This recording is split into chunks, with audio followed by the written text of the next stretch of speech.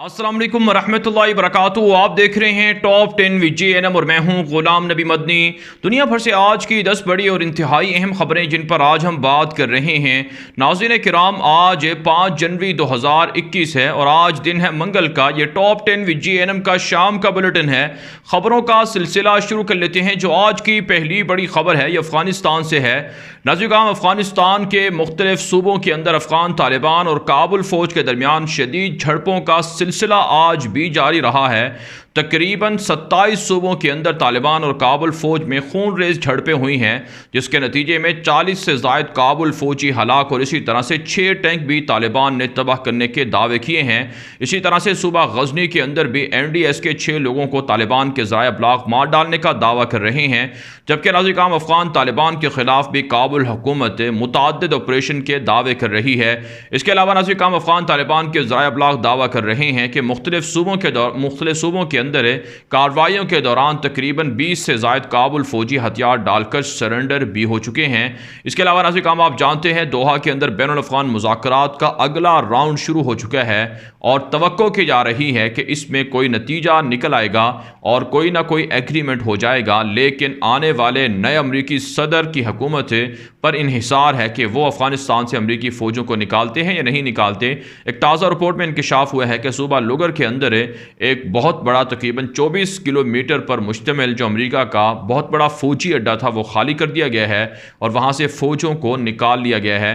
जबकि नाज़रीन इत्तला सामने आ रही हैं कि पाकिस्तान ने अमेरिका पर जोर डाला है, काबुल हुकूमत पर जोर डाला है कि क़याम अमन के रास्ते में जो भारत रुकावटें खड़ी कर रहा है अफ़गानिस्तान के अंदर, उन पर तवज्जो दी जाए और जो जानबूझकर निहत्ते लोगों के खिलाफ कार्रवाइयाँ होती हैं उनको ख़त्म करवाया जाए।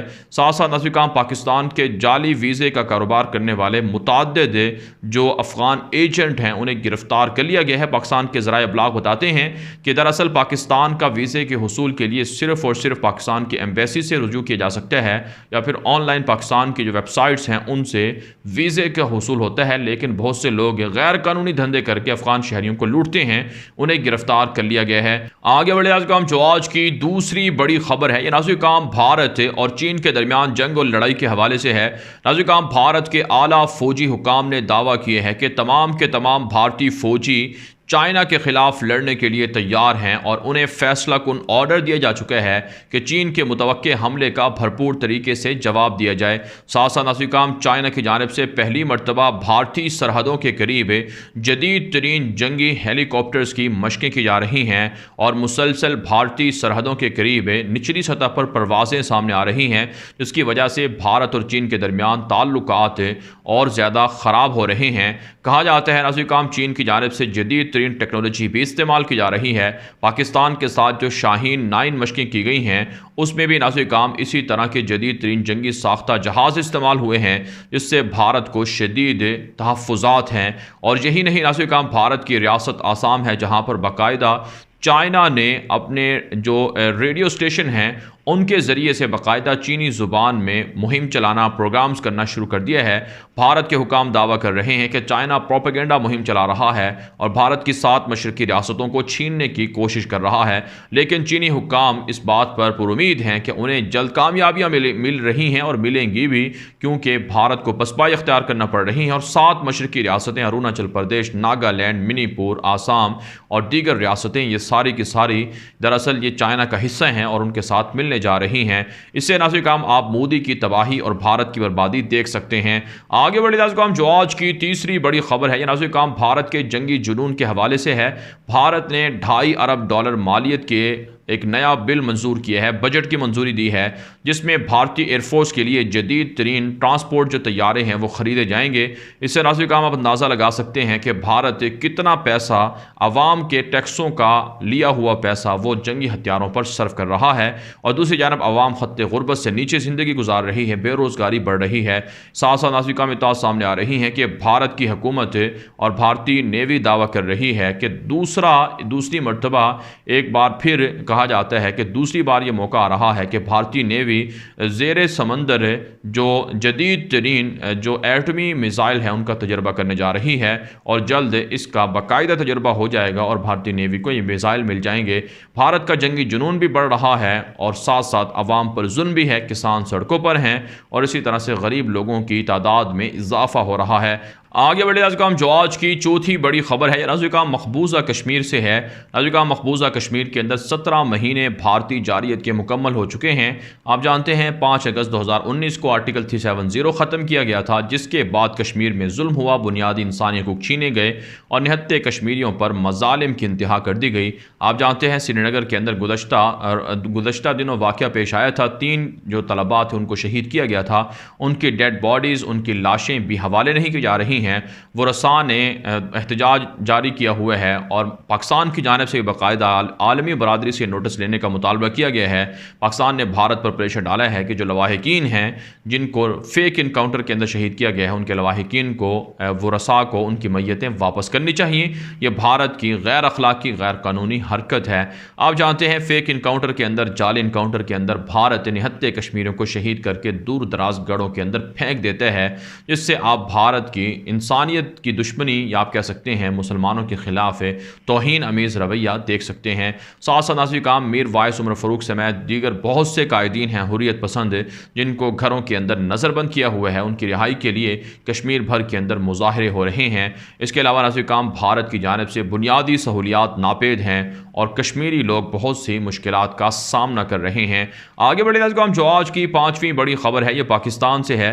नाज़िर काम पाकिस्तान के अंदर आप जानते हैं कुछ शरपसंदों की जानिब से कर्क के अंदर एक मंदिर को जलाया गया था। कहा जाता है कि पाकिस्तान के अंदर भी कवानीन अक़लियतों की इबादत गाहों के तहफ़्फ़ुज़ की ज़ामिन है और इस्लाम के अंदर भी यही तालीमात मिलती हैं कि जो गैर मुस्लिम हैं अगर वो रियासत के कवानीन को फॉलो करते हों और रियासत को जो टैक्सेस वगैरह हैं वो अदा करते हों तो फिर उन्हें रहने का हक़ है और रियासत उनकी ज़िम्मेदारियाँ, उनकी जो हिफाजत है उनकी ज़ामिन होगी। तो बहरहाल पाकिस्तान के अंदर हिंदुओं के एक मंदिर को नुकसान पहुँचाया गया। अदालत ने फैसला दिया है कि जिन लोगों ने नुकसान पहुँचाया उन्हीं से पैसे वसूल करके मंदिर को तामीर कर दिया जाए।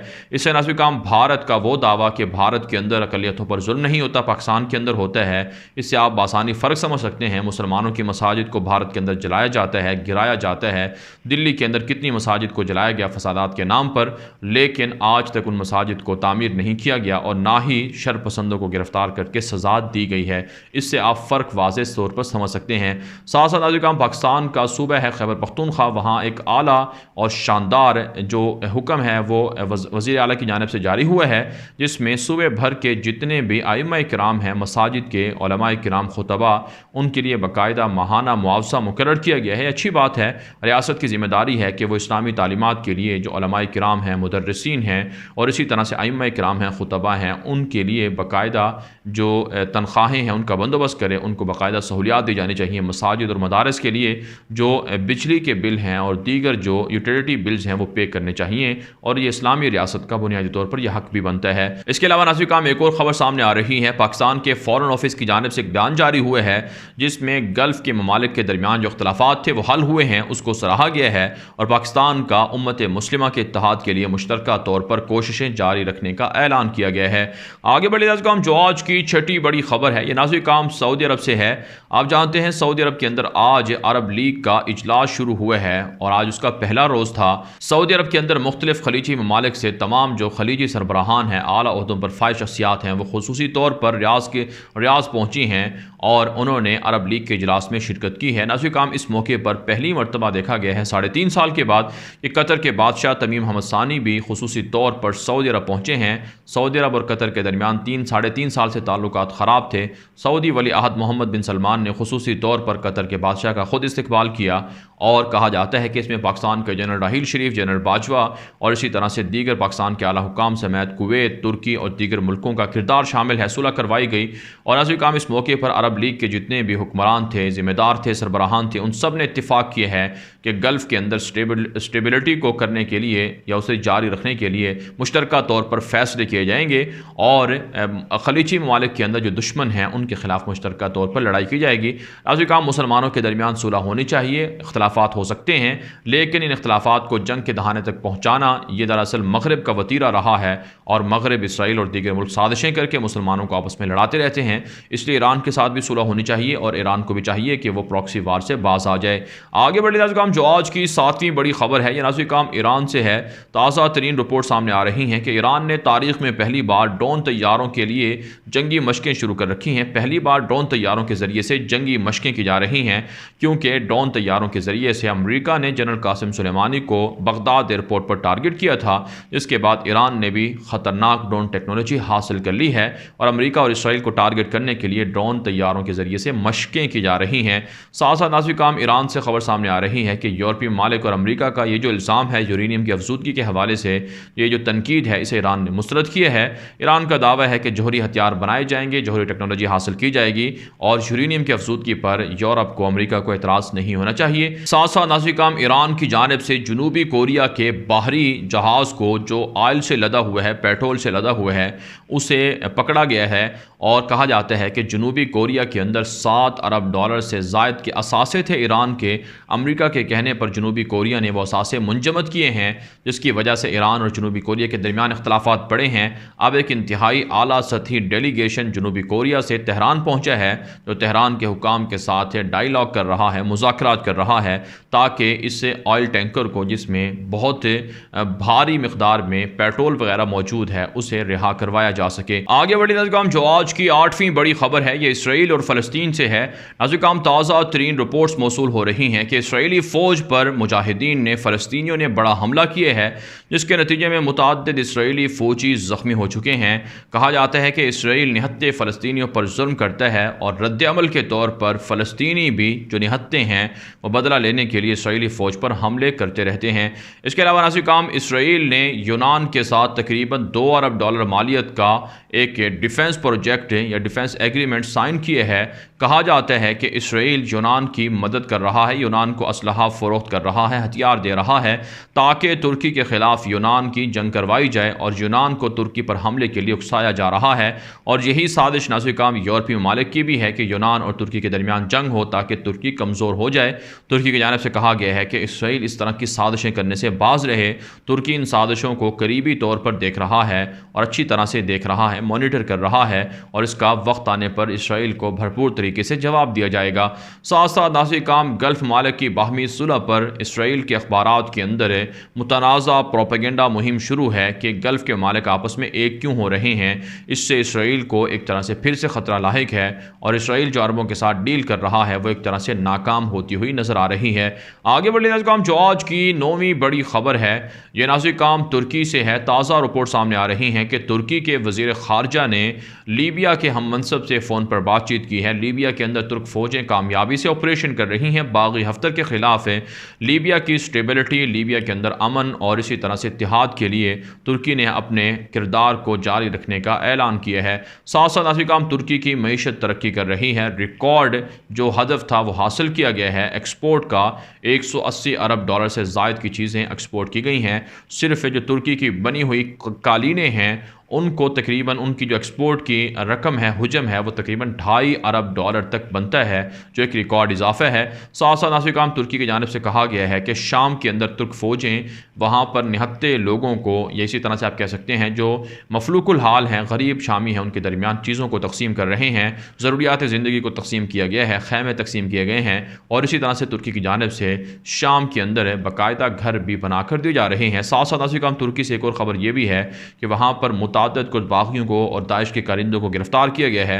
तैयब एर्दोगान ने कहा है कि माशी तरक्की जारी रहेगी और दहशत गर्दों को यहाँ के अमन को ख़राब नहीं करने दिया जाएगा।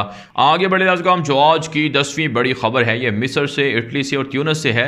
नाज़रीन, ताज़ा रिपोर्ट सामने आ रही हैं कि कोविड-19 की वजह से मिस्र को $9 बिलियन से ज़ायद का टूरिज़म जो इंडस्ट्री है उसकी वजह से नुकसान हुआ है। आप जानते हैं मिस्र के अंदर डिक्टेटर अब्दुल फत्ताह सीसी की हुकूमत है, जिन जिनके आने के बाद गुज़श्ता 7 सालों में मिस्र के हालात बहुत ख़राब हुए हैं।